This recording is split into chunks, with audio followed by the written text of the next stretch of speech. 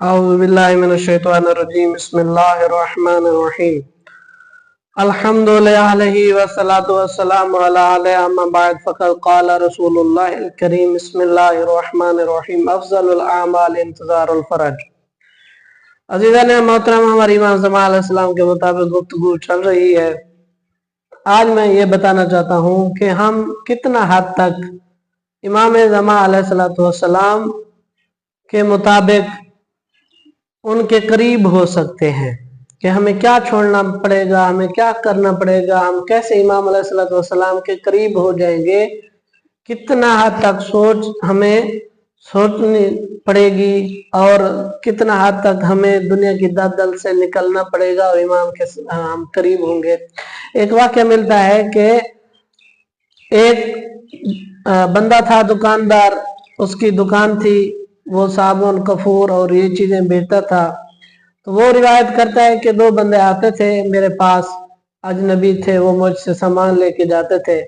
تو ایک دن میں نے ان سے پوچھا کہ آپ کہاں سے آتے ہیں؟ پہلے تو انہوں نے چھپایا، پھر بار بار میں نے جو اصرار کیا کہ ہم آپ کو نہیں جانتے، آپ یہاں کے رہنے والی ہیں، آپ دیکھیں، آپ کو ہم نے کہیں نہیں دیکھا، تو آپ کہاں رہتے ہیں، کہاں سے آتے ہیں؟ تو انہوں نے بتایا کہ ہم امام علیہ السلام کے ساتھ ساتھ رہتے ہیں، ان کی خدمت کرتے ہیں۔ اس نے کہا کہ مجھے بھی لے جاؤ، امام علیہ السلام کی میں بھی زیارت کرنا چاہتا ہوں۔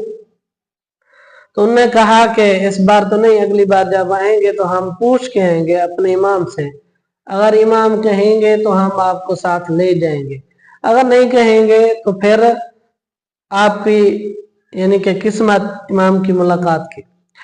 تو اگلی دفعہ جب آئے تو اس نے پوچھا پہلے کہ مجھے امام علیہ السلام کی زیارت کرواؤ، مجھے لے جاؤ۔ تو انہوں نے کہا کہ ہم پوچھ کے آئے، ہم آپ کو ساتھ لے جائیں گے۔ پھر اس نے وہ سودے وغیرہ دیے اور اپنی دکان بند کی اور امام کے وہ جو آئے تھے بندے ان کے ساتھ چلا، اور راستے میں دریا آتا تھا، وہ تو دریا عبور کر کے آتے تھے، اس کو بھی ساتھ لے گئے۔ تو جب انہوں نے پانی کے اوپر قدم رکھا تو ان کو پانی نے رستہ دے دیا، اور اس نے گھبرا کے پوچھا میں کیسے آؤں؟ تو اس کو انہوں بندوں نے کہا کہ آپ امام زمان علیہ السلام کا واسطہ دے کے اس پانی کو آپ بھی قدم رکھو، آپ کو بھی امام زمان علیہ السلام کے صدقے پانی راستہ دے دے گا۔ تو جب اس شخص نے پانی میں قدم رکھا تو اس کو بھی راستہ مل گیا۔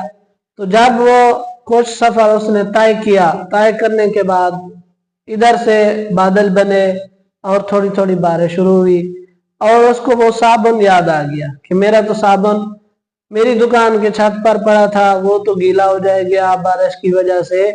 تو جب یہ سوچی تو وہ ڈوبنے لگا۔ پھر انہوں نے ہاتھ دیا اور اسے سنبھالا، اور جب لے گئے دریا کے بحر اور ایک جگہ پہ انہیں کھڑا دیا کہ آپ یہاں پر ٹھہرو، ہم دوبارہ امام علیہ السلام سے اجازت لے کے آتے ہیں۔ جب وہ گئے تو انہوں نے کہا کہ مولا، وہ دکاندار آپ سے ملنا چاہتا ہے، آپ کی زیارت کرنا چاہتا ہے۔ تو امام علیہ السلام نے ارشاد فرمایا کہ اس کو کہو جس کی سوچ ایک صابن میں کھڑی ہے، ابھی تک وہ اس سوچ سے نہیں نکلا، ابھی اس کے ذہن میں صابن ہے، تو ہم اس سے ملاقات نہیں کر سکتے۔ اب ہمیں سوچنا چاہیے کہ ہمارا صابن کیا ہے۔ ہمارا صابن یہ کرسی، امامہ اور دنیا کی باقی ضروریات، ہر بندے کا اپنا اپنا ایک صابن ہے۔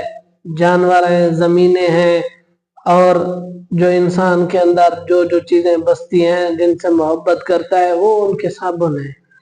تو ہمیں جب ان سوچوں سے نکلنا پڑے گا، ہم جس کے ساتھ محبت کرتے ہیں وہ دنیا ہے، دنیا کو ہمیں ترک کرنا پڑے گا، پھر ہم امام علیہ السلام کی خدمت میں حاضر ہو سکتے ہیں۔ لہذا لوگ سوچتے ہیں کہ امام زمان علیہ السلام کے 313 صحابی ہوں گے، اور وہ کیسے ہوں گے، کیا ہوگا؟ ہمیں چاہیے کہ امام علیہ السلام کے نوکروں میں ہم شامل ہوں، ان دعاؤں سے اور توبہ اور استغفار سے اور امام زمان علیہ السلام کے ہم زیادہ قریب ہو سکتے ہیں۔ دعائے خالق کائنات ہمیں امام زمان علیہ السلام کے نوکروں میں ہمیں شامل فرمائے اور امام زمان علیہ السلام کے ناصرین میں ہمارا شمار فرمائے۔ وما علینا الا البلاغ المبین برحمتک یا ارحم الراحمین۔ اللہم صلی علی محمد و آل محمد وعجل فرجہم۔